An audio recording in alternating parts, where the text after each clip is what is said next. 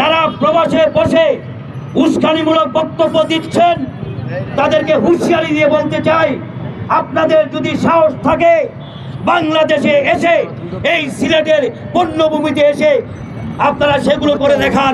এবং আদাব, আপনারা ইতিমধ্যে দেখেছেন আমরা এই সিলেট শহরে তৎকালীন স্বৈরাচার সরকারের রেখে যাওয়া কিছু সন্ত্রাস বাহিনী যারা পালিয়ে গিয়েছে তারা বিভিন্নভাবে প্রপাগান্ডা ছড়াচ্ছে।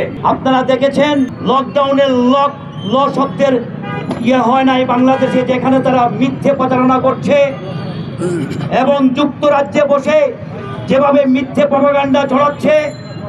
আমরা দাঁড়িয়ে আছি জুলাই 24-এর জুলাই স্তম্ভ, যা আমাদের হৃদয়ে ধারণ করে আছে। এখানেই ছিল আমাদের কেন্দ্র। এই কেন্দ্রবিন্দু থেকেই আমাদের শুরু হয়েছিল সেই জুলাই যুদ্ধ।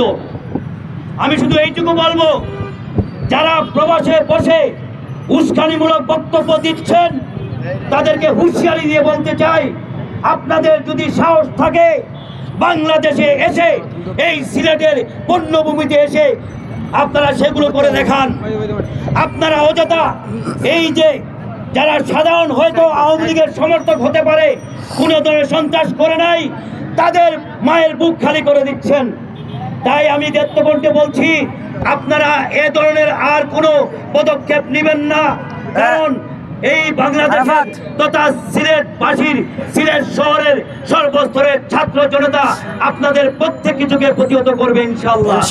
আমি এই আহ্বান জানিয়ে আপনারা এগুলোতে কান দেবেন না, এই আহ্বান জানিয়ে আমি আমার সংক্ষিপ্ত বক্তব্য শেষ করছি। সবাই ভালো থাকবেন, সুস্থ থাকবেন। ধন্যবাদ।